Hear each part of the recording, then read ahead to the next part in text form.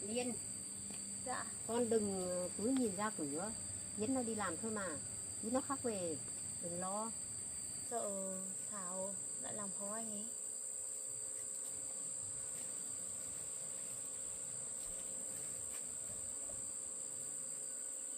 Con Thảo nó, cái miệng nó độc lắm. Mẹ nhắc nó, chứ không phải là làm cho con buồn đâu. Vâng, con hiểu ạ. Nó đến tận cổng nhà mình, bịa đặt, nói là nó có thai. Nó đúng là không biết xấu hổ. Mẹ nghĩ là cô ta có thai thật không? Mẹ không biết, nhưng mà mẹ biết một điều. Yến không thể làm gì với nó. Hồi trước mẹ sai nhiều, mẹ chỉ muốn có cháu. Nhưng mẹ biết Yến là không phải người đàn ông ra ngoài làm bệnh. Con cũng tin anh ấy. Vậy đừng vì lời nói của Thảo làm con dao động. Con biết. Con chỉ lo rằng Thảo sẽ không dừng lại thôi mẹ ạ.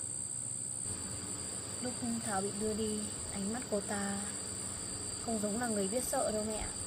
Nó là người độc ác đấy. Người bình thường đưa về đến đồn là biết sợ rồi. Còn nó thì hét lên rằng vẫn không để yên. Mẹ nghe thấy à? Mẹ nghe tiếng kể, nhưng con đừng có sợ nó. Mẹ không cho nó gần con đâu. Mẹ cũng phải cẩn thận đấy. Mẹ, cô ta chắc cũng hận mẹ lắm. Tại vì mẹ tặng cô ta đồ ngõ, lại nói như vậy nữa. Còn sợ cô ta sẽ làm hại mẹ thôi. Mẹ biết, mẹ cũng nghĩ đến chuyện đó rồi. Mẹ đừng có gặp riêng cô ta nhé. Nếu mà cô ta gọi mẹ đừng có nghe máy nhé.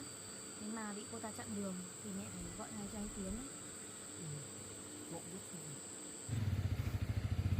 Anh Tiến về rồi mẹ.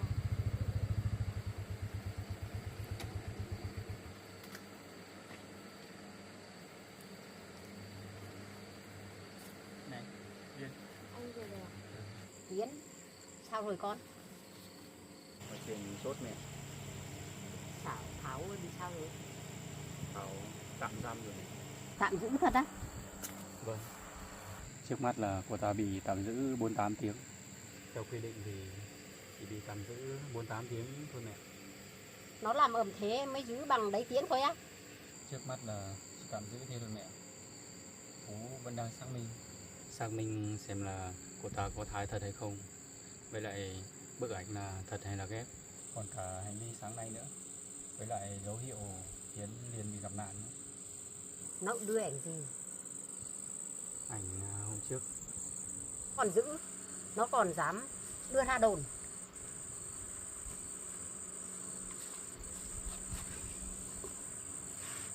Đúng mẹ.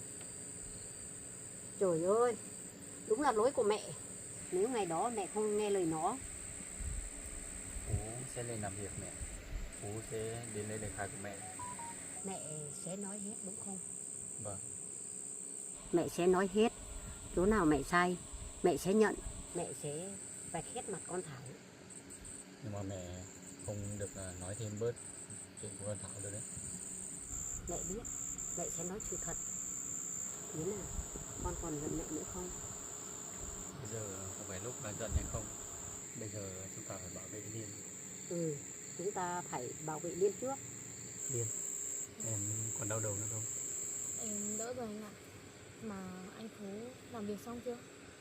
Anh Phú vẫn đang làm việc thôi. Cô ta chỉ bị tạm giữ 48 tiếng thôi à? Trước mắt là như vậy.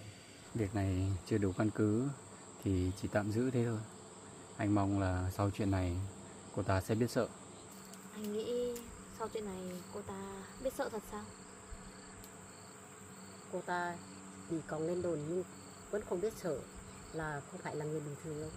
Con thấy cô ta không phải là người biết sợ mà dừng lại đâu.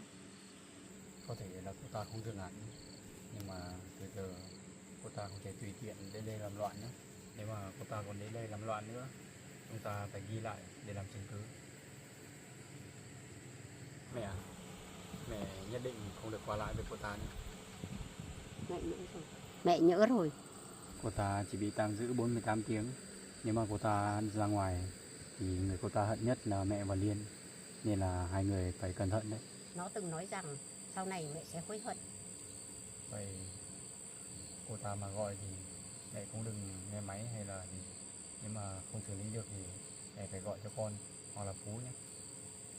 Anh, Thảo có nói gì về chuyện em bị ngã không? Cô ta không nói trực tiếp, nhưng mà anh thấy là đã có sơ hở rồi. Sơ hở gì ạ? Cô ta hay phủ nhận những lời mà chưa ai nói. Khi mà Phú nhắc đến chuyện của em thì cô ta phản ứng rất nhanh. Nếu mà cô ta không liên quan đến chuyện này, cô ta không thể phản ứng nhanh như thế được. Liên, em đừng có nghĩ nhiều nữa. Anh với anh Phú sẽ điều tra ra thôi. Vâng. Anh đừng vì em mà làm gì có giới hạn nhé. Anh hứa. Mẹ cũng hứa. Mẹ sẽ không tìm nó để chửi nữa. Như vậy thì tốt. Nhưng mẹ tức lắm. Nếu mẹ tức thì mẹ cứ nói với Con đang yếu, nghe mẹ tức làm gì? Vậy thì mẹ nói với anh Tiến. Đúng đấy mẹ. Ừ, từ giờ mẹ sẽ nói với hai đứa. Em đói chưa? Mình vào nhà nấu cơm nhé. Để mẹ phụ nhé.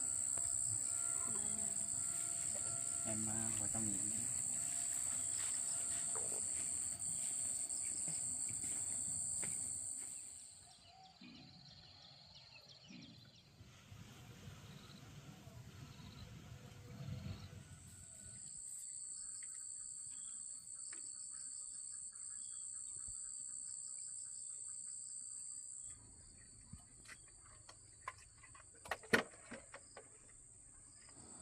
Gia đình thật sự.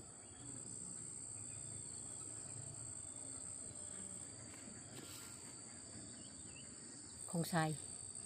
Nó nói không sai hoàn toàn. Nếu ngày đó mình không hô đồ, nếu mình không nói với nó những lời đó, nếu mình không cho nó cơ hội thảo nó sai, nhưng mình cũng có lỗi. Chắc mình phải xuống đồn với nó, khuyên nó một câu. Khuyên được thì khuyên, không khuyên được thì...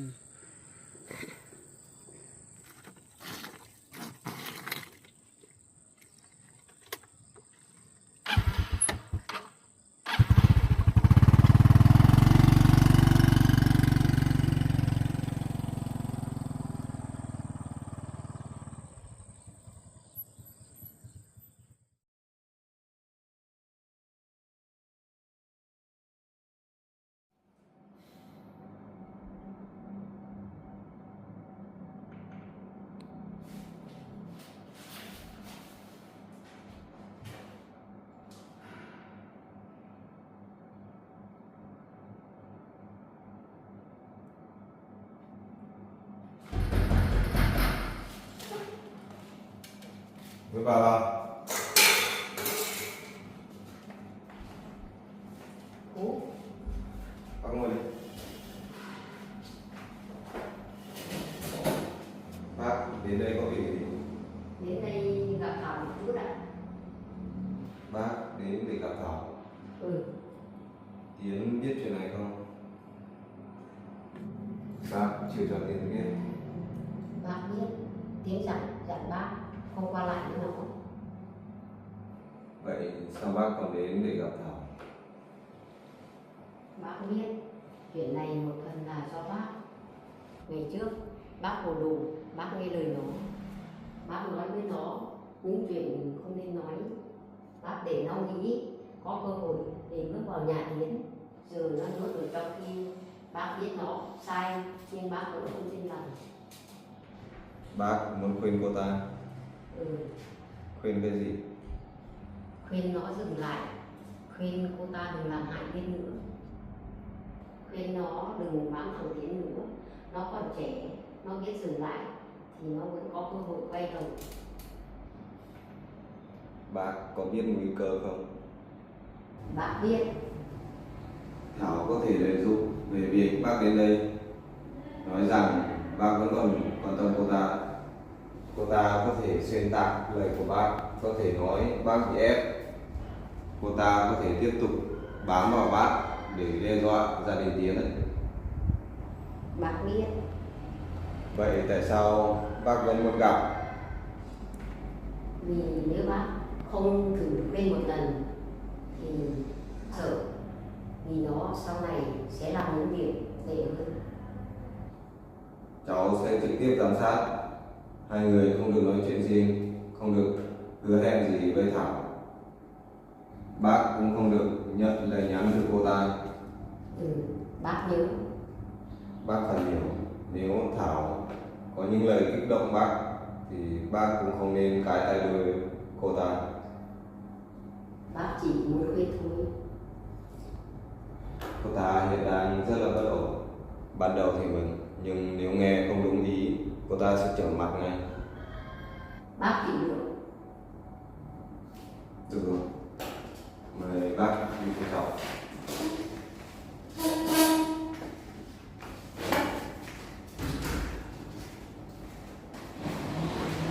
Bác ngồi lên chờ nhé.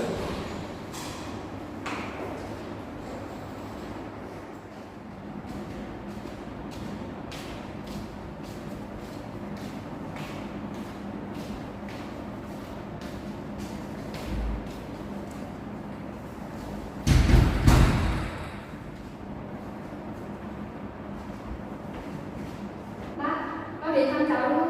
Bác biết cháu bị oan. Bác nói với anh Phú đi. Nói với anh Tiến đi. Bác biết cháu là người tốt mà. Thảo. Bác nói với họ thả cháu ra đi. Cháu ở trong này ngồi ngạt lắm. Cháu không làm gì sai cả. Cháu chỉ muốn anh Tiến chịu trách nhiệm thôi. Bác. Cháu biết mà. Bác cũng còn thương cháu. Bác cũng như họ. Họ chỉ biết bệnh nhiên thôi. Không phải. Cũng không bình yên. Tiến cũng không hại cháu. Cháu vì ra đứng ở đây thì cháu đã làm sai. Bác nói vậy là có ý gì? Bác đến đây không phải cứu cháu ra. Vậy bác đến đây làm gì? Bác đến đây để khuyên cháu. Khuyên? Bác không đến đây khuyên cháu như họ. Cháu phải dừng lại. Chuyện gì sai thì nhận sai. Chuyện gì không có đừng có bịa đặt nữa. Cháu còn trẻ, nếu cháu cứ cố chấp, càng ngày cháu đừng đi vào con đường đó. Bác nói hay thật. Bây giờ bác làm việc tốt rồi. Muốn nói gì chẳng được. Bác không tự nhận mình là người tốt. Bác đã sai với Liên. Bác sai với Liên và cũng sai với cháu. Sai với cháu? Đúng. Bác sai vì từng để cháu nghĩ cháu có thể phá gia đình người khác mà vẫn đúng. Bác im đi. Bác sai vì bác đã từng nói với cháu nếu cháu có thể sinh con thì sẽ thay thế cho Liên. Thì Liên không sinh được con thật. Thảo. Tôi nói sai à? Sai từ gốc. Một người phụ nữ không phải thay đổi sinh con. Liên không có lỗi vì chưa có con. Vì cháu cũng không có quyền dùng chuyện đó để tra đạp nó. Bây giờ bác thương Liên quá nhỉ? Bác thương nó. Vậy còn cháu thì sao? Ngày trước có bảo cháu ngoan, bảo cháu biết điều. Bảo nếu cháu ở bên anh Tiến thì bác sẽ có cháu đấy. Đó là những lời sai trái nhất bác từng nói. Sai trái? Lúc bác cần cháu thì bác bảo cháu là hy vọng. Còn bây giờ bác quay lại lên Liên thì bác bảo cháu là sai trái. Không phải vì bác quay lại với Liên, vì bác nhìn hai cháu vẫn đang đi sai. Tôi sai chỗ nào? Cháu dự định có thai. Tôi có thể có thai thật. Vậy cháu đưa giấy tờ ra để chứng minh. Cháu đưa ảnh ra để ép nhận phải không? Ảnh đó là thật. Ảnh là thật, nhưng nội dung cháu nói không phải là thật. Ngày trước bác đã có lỗi. Bác để cháu vào đầu Tiến lúc Tiến chưa tỉnh táo. Bác đừng có nói linh tinh. Bác sẽ thay bên cũ. Bác dám? Bác nói thật. Bà định đổ hết lên đầu tôi à? Bác sai thằng bác nhận. Cháu bác sai thì cháu cũng phải nhận. Tôi không nhận. Thảo, cháu nghe bác một lần đi. Đừng hận Liên nữa, đừng bám Tiến nữa, đừng dùng lời nói dối để ép người khác nữa. Cháu muốn sống tử tế, cháu nên dừng đi. Bác đến đây để dạy đời tôi à? Bác đến đây để kéo cháu lại. Không cần. về đi. Tôi làm gì kệ tôi. Thảo, Bà đừng gọi tên tôi kiểu đấy. Tôi không phải con cháu nhà bà. bác chưa bao giờ xem cháu là kẻ thù. Nhưng bà chọn Liên. Vì Liên là vợ Tiến. Vậy tôi là gì? Bà trả lời đi, tôi là gì? Cháu là người đã đi quá xa. Hay lắm, giờ tôi là người đã đi quá xa. Còn bà thì thật sẽ. Bác mới mở tay trong chuyện này, nên bác mới đến đây để khuyên cháu dừng lại trước khi mọi chuyện không cứu được nữa. Tôi không cần bà cứu. Cháu sẽ hối hận. Người hối hận là bà. Thảo chú ý lời nói. Anh lại ghi nhận nữa à? Đúng. Được, ghi đi. Anh ghi rằng tôi không cần bà ta. Thảo, đừng nói nữa. Nói như vậy, vậy chỉ thành hại cháu thêm. Bà đi về đi. Bác đến với cháu. Tôi không cần. Vậy từ giờ cháu tự trị, bác không che giấu cháu nữa. Tôi về.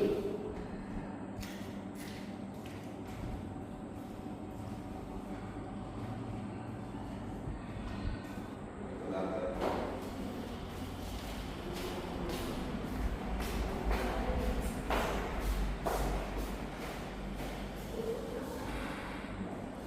Bác cứ về đi. Ừ. Nếu cần bác hay cái chuyện cũ thì bác không. Nếu cháu cần thì cháu sẽ gọi. Bác cứ về đi.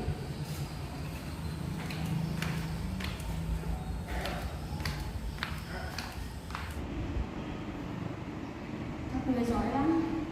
Tiến, Liên, cả Phú nữa. Các người tưởng nhốt tôi ở đây là xong. 48 tiếng. Chúng nó chỉ giữ được mình 48 tiếng. Phú cũng nói rồi, không có chứng cứ thì phải thả.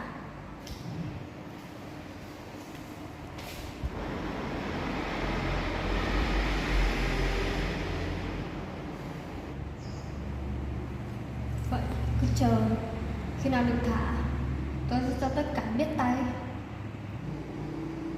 Liên, mày tưởng mày có Tiến, có mẹ Tiến, có anh Phú là mày thắng à?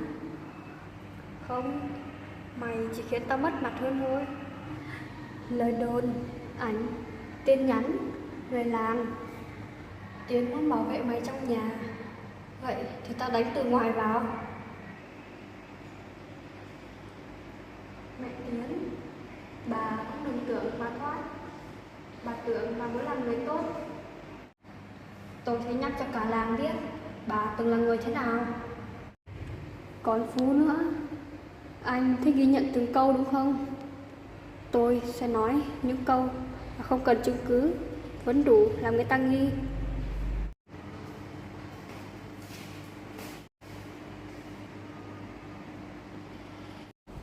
Bà già đó bỏ tôi. Được, tất cả đều chọn Liên. Vậy thì đừng trách tôi.